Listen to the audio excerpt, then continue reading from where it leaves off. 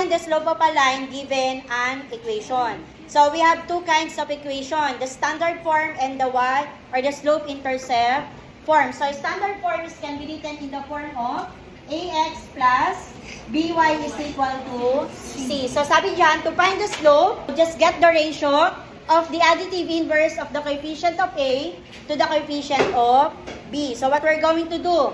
So given the standard form, okay, to find the slope, we're going to use this format. So slope is equal to negative a over b, or just get the additive inverse of a.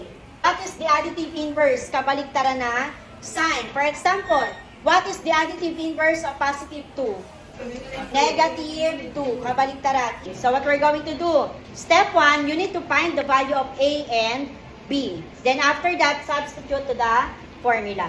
Okay. Ano ba yung a natin? Pag sinabi natin a, ito po yung number na kung saan katabi nino ng variable na x. At yung b natin, ito yung number na katabi ni y. Okay, now let us try an example. We have 4x minus y is equal to 19. Okay, step 1, we need to find the value of a and the value of b. Again, pag sinabi natin a, ito yung number na katabi ni letter x. Anong number yon? 4. Ito po siya. Next, what is b? Okay, negative 1. Very good.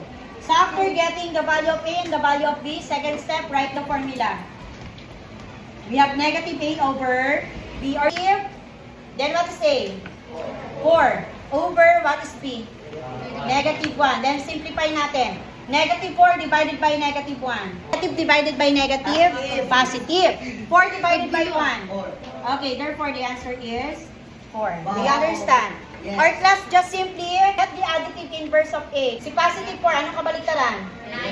Negative 4. O, susulat mo na yan. Negative 4. And then si letter B, kokopyahin mo lang. Okay, therefore the answer is positive 4. Question. O, another example. We have 2x plus 3y is equal to 6. Again, to find the slope of a line given an equation, step 1, we need to find the value of a and the value of b. So based on the given, what is a? And what is b? Okay, then step 2, what is the additive inverse of positive 2? Negative 2. Over, what is b? Okay, kukontahin mo lang anak si b. So, do you think we can simplify? Okay, therefore, kung hindi na, yan na yung ating slope. Next, number 3 tayo. So, the next given is 3x minus 2y is equal to 5. Okay, step 1, what is a? 3. And what is b? Negative 2. Then write the formula. Slope is equal to, okay, negative a, or just get the additive inverse. Negative 3 over what is b? What is b? Negative 2. Then simplify. Negative divided by negative, positive 3 over 2. Or pwede pa natin i-lowest term yan or simplify. 1 and 1/2.